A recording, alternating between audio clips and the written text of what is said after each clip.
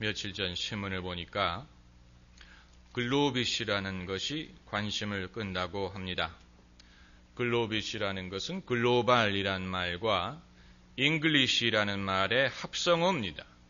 영어는 영어인데 단어를 1500개로 축소해서 말하는 것입니다. 그러니까 예컨대 조카라는 말 대신에 형님의 아들, 형님의 딸 이런 식으로 그 영어를 1500개의 단어로 축소해서 말하는 것입니다. 이 글로빗을 사용하게 되면 영어가 모국어가 아닌 많은 사람들이 훨씬 쉽게 세계 공용어로 사용할 수 있게 된다고 합니다. 저는 그것이 참으로 비상한 아이디어라고 생각을 했습니다. 그리고 사람의 언어를 1500개의 단어로 줄일 수 있다는 사실이 참으로 놀라웠습니다. 하긴 우리의 의사소통을 하는데 뭐하러 많은 단어가 필요합니까? 우리가 평소에 집에서 사용하는 단어가 몇 개나 있다고 생각하십니까? 밥 줘, 채널 바꿔라. 경상도 남자가 퇴근해서 집에 왔을 때 3마디 말을 한다고 하지 않아요? 아는, 밥 먹자, 자자, 이 3마디. 그러니까 우리의 뜻을 전하는데 구태여 많은 단어가 필요하지 않다는 것입니다. 신앙을 말하는 것도 비슷할 것이라고 생각이 됩니다. 우리의 신앙을 사람들에게 전달하는 데 있어서 반드시 많은 용어가 필요한 것이 아닙니다. 요한 칼빈 같은 신학자는 기독교 강요를 5권의 책으로 집필을 하고 그리고 성 토마스 아퀴나스는 수마 디올로지아를 10권이 넘는 책으로 집필을 했지만 기독교의 신앙을 전하는데 많은 말이 필요한 것은 아닙니다. 사도 바울이 로마서에서 내가 만일 내 입으로 예수를 주로 시인하며 또 하나님께서 그를 죽은 자 가운데서 살리신 것을 믿으면 구원을 얻으리니 라고 말했고 사도행전에서 사도 바울이 말하기를 주 예수를 믿으라 그리하면 너와 내 집이 구원을 얻으리라. 아주 심플하고도 강력한 그런 발언입니다. 이런 말 듣고도 얼마든지 사람들이 그리스도인이 될 수 있었던 것입니다. 국내 유명한 부흥사였던 신현근 목사님이란 분의 간증을 들어보니까 그분이 은혜 받기 전에는 설교할 때 어려운 단어를 많이 사용하셨다고 합니다. 무슨 적 이런 말을 많이 사용했대요. 도덕적, 윤리적, 이론적. 그래서 교인들이 목사님이 적이 많으신가 보다 이렇게 생각을 했는데 은혜를 받고 보니까 메시지가 단순해지더래요. 그리고 오히려 능력이 나타나더라. 이런 말을 들은 적이 있습니다. 역사적으로 기독교가 부흥했을 때를 돌아보면 공통적인 특징이 있었음을 알 수가 있는데 그것은 사람들이 쉽게 접근할 수 있는 하나님의 나라를 전하고 우리에게 가까이 계시는 하나님을 전했다는 사실입니다. 예수님 하신 말씀에 너희가 이 산에서도 말고 예루살렘에서도 말고 아버지께 예배드릴 때가 이르리라. 하나님은 영이시니 신령과 진정으로 예배할지니라. 이렇게 말씀하셨어요. 하나님을 만나기 위해서 예루살렘을 가야 되는 것도 아니고 성전에 가야 되는 것도 아니고 어디서든지 누구든지 신령과 진정으로 예배하면 하나님이 그 예배를 받으신다는 것입니다. 이것을 가능하게 하기 위해서 예수님이 십자가를 지신 것입니다. 사도 바울도 이방인이 하나님의 백성이 되기 위해서 할례를 받아야 되는 것도 아니고 율법을 지켜야 되는 것도 아니고 유대인이 되어야 하는 것도 아니고 오직 예수님을 믿음으로 의롭다함을 얻고 하나님 나라의 백성이 될 수 있다는 것을 제시했습니다. 그것이 바로 믿음으로 의롭다함을 얻는다는 원리입니다. 이것을 통해서 이방인들이 크리스찬이 될 수 있는 길이 열리게 된 것입니다. 마틴 루터가 종교개혁을 할 때 그는 가르치기를 모든 그리스도인은 스스로 성경 말씀을 읽고 해석할 수 있다고 했습니다. 더 이상 교회 전통이나 권위를 통해서 전해 들어야 하는 것이 아니고 누구든지 성경책을 읽고 해석할 수 있다. 이런 맥락에서 마틴 루터가 만인 제사장론을 가르친 것입니다. 그 말은 예수 믿는 사람이라면 누구든지 제사장이다라는 뜻입니다. 그리고 20세기의 성령운동도 마찬가지입니다. 성령운동이 강조한 것은 예수 믿는 사람이라면 다 성령 세례를 받을 수가 있고 성령의 은사를 받을 수 있다는 것입니다. 방언할 수 있고 예언할 수 있고 병자를 위해서 기도할 수 있다. 그래서 그들이 강조한 성경 구절이 말세 내가 내 영을 모든 육체에게 부어주리라. 남종과 여종에게 부어주리라는 성경 구절이에요. 근래에 한국교회에 유행하는 제자훈련도 마찬가지입니다. 성직자들만이 예수님의 제자가 되는 것이 아닙니다. 모든 그리스도인은 예수님의 제자로 부름받았습니다. 너희는 나를 따라오너라. 내가 너로 사람 낚는 어부가 되게 하리라 하고 말씀하셨습니다. 여러분, 기독교가 한국에 들어왔을 때 사람들이 쉽게 이해할 수 있었던 이유는 복을 가르쳤기 때문입니다. 예수님의 가르침을 복음이라고 불렀어요. 또 예수님은 이런 사람은 복이 있다 이렇게 말씀하셨지요.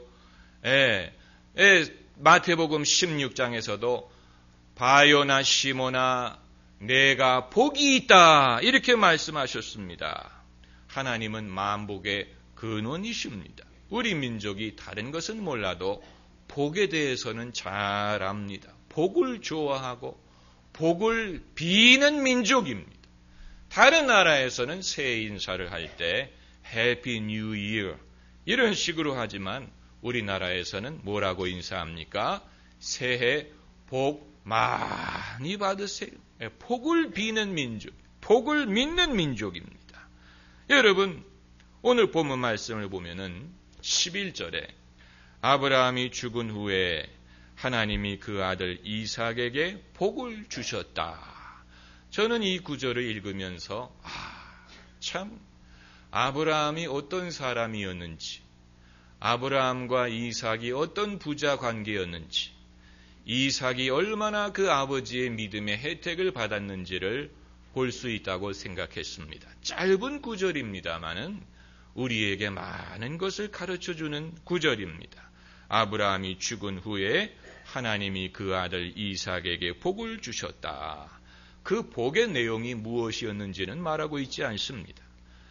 참된 복이 무엇이냐? 그것은 별개의 문제입니다마는 한 가지 분명한 것은 아브라함이 죽은 다음에 하나님이 그 자식에게 은혜를 베풀어 주셨다는 것입니다. 할렐루야. 제가 몇 주째 창세기 말씀을 근거로 가정에 대해서 말씀을 드리고 있는데 여러분 중에는 기혼자도 계시고 아직 미혼인 분도 계십니다마는 가정이 없는 분은 없지요. 다 부모이거나 다 자식입니다.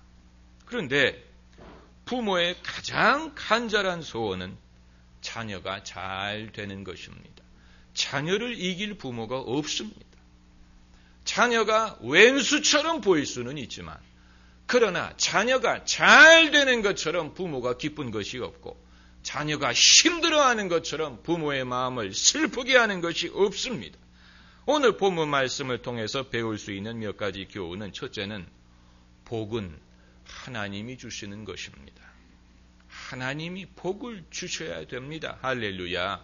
하나님이 허락하셔야 됩니다. 하나님이 허락하셔야 됩니다. 이것은 우리의 삶의 궁극적인 원칙입니다. 하나님이 허락하셔야 됩니다. 높은 지위든 물질이든 교회의 부흥이든 배우자든 자식이든 하나님이 허락하셔야 됩니다. 하나님이 문을 열어주셔야 됩니다. 하나님이 기뻐하셔야 됩니다. 복은 하나님이 주시는 것입니다. 그리고 두 번째는 하나님은 아브라함을 고려해서 이삭에게 복을 주셨습니다. 부모를 생각해서 자식에게 복을 주셨습니다. 아브라함이 의인이고 하나님 앞에 바로 살았기 때문에 그 자식이 그 혜택을 누린 것입니다. 그러니까 아브라함이 물려줄 수 있었던 가장 귀한 유산이 바로 이것입니다. 이것은 유형 자산이 아니고 무형 자산입니다. 눈에 보이지 않아요. 무슨 돈, 명예 이런 것을 물려주기 이전에 아브라함이 하나님 앞에 의인으로 살았더니 아브라함이 죽은 후에 하나님이 그 자식을 돌보아 주셨습니다. 하나님이 복을 주셨습니다. 그것이 가장 귀한 유산입니다. 그리고 세 번째는 하나님이 하시는 일에는 순서가 있다는 사실입니다. 순서. 아브라함의 시대가 끝난 다음에 이삭의 시대가 왔습니다. 모세가 죽은 다음에 여호수아가 지도자가 될 수가 있었습니다. 다윗이 죽은 다음에 솔로몬이 예루살렘의 성전을 지을 수가 있었습니다. 예수님이 승천하신 다음에 제자들에게 성령의 권능이 임했습니다. 하나님이 하시는 모든 일에는 순서가 있고 질서가 있고 시절이 있습니다. 시절을 쫓아 열매를 맺는다고 했습니다. 열매 맺는 것도 우리의 의지로 되는 것이 아니고 시절을 쫓아야 됩니다. 철이 돼야 됩니다. 때가 이르러야 됩니다. 때가 참에 하나님께 신령과 진정으로 예배를 드리네. 그러므로 우리는 늘 내가 지금 어느 시절을 통과하고 있는지를 알아야 됩니다. 지금이 씨를 뿌릴 시절인지, 기다릴 시절인지, 수확해야 될 시절인지, 인내할 시절인지, 고독한 시절인지, 사람마다 통과해야 되는 시절이 있습니다.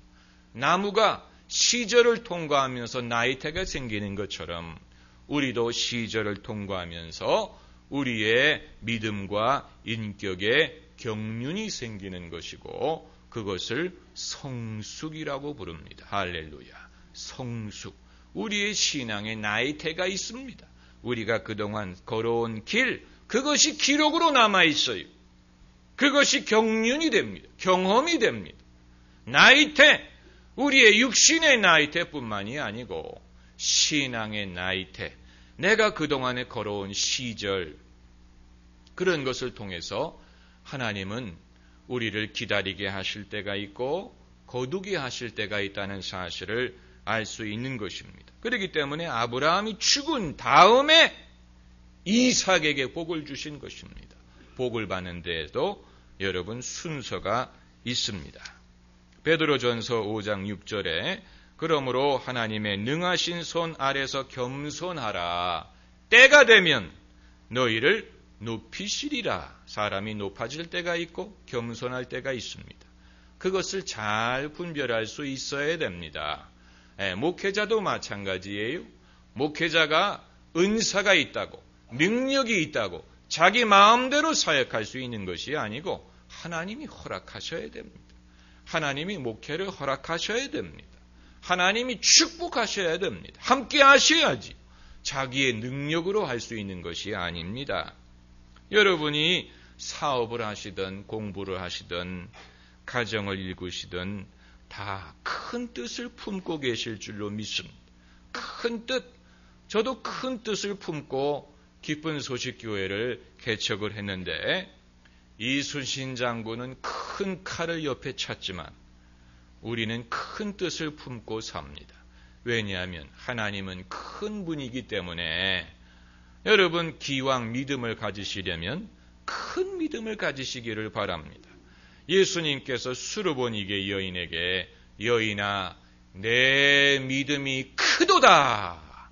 그것은 예수님이 우리에게 하실 수 있는 칭찬 중에 가장 큰 칭찬이 여인아 내 믿음이 크도다. 내 믿음대로 될지어다. 예수님이 우리에게 하실 수 있는 말씀 중에 가장 복된 말이 바로 그것입니다. 예수님은 다른 칭찬하지 않아요. 네가 참 머리가 좋다. 네가 참 예쁘게 생겼다. 이런 말씀 예수님 하시지 않습니다. 그러나 내 믿음이 크도다. 여러분, 큰 믿음은 큰 뜻을 품게 만듭니다. 그러나 그 꿈이 하루아침에 이루어지는 것은 아닙니다. 인내해야 될 필요가 있습니다. 인내해야 될 필요가 있습니다. 그러므로 때가 되면 너희를 높이시리라. 그 때가 되기 전까지는 어떻게 해야 됩니까? 겸손해야 됩니다. 겸손해야 됩니다. 때가 되기 전까지는 겸손히 기다리고, 여러분, 우리의 인생에는 이 신호등을 기다려야 될 때가 있지요. 신호등, 결혼도 여러분 푸른 신호등이 들어와야지요. 아직 붉은 등인데 섣불리 뭘 하게 되면 사고가 납니다. 신호등이 있습니다. 뭐 재벌도 신호등을 기다려야 돼요. 대통령만 신호등을 안 기다립니다. 경호상의 이유로 전부 다 불을 파란불로 바꿔가지고 통과시키죠. 그런데 대통령에서 이제 퇴임하고 나면 아주 불편하대, 운전할 때. 왜냐하면 신호등을 지켜야 되니까. 그러나 여러분, 그것은 모든 사람에게 적용되는 것입니다. 인생의 신호등.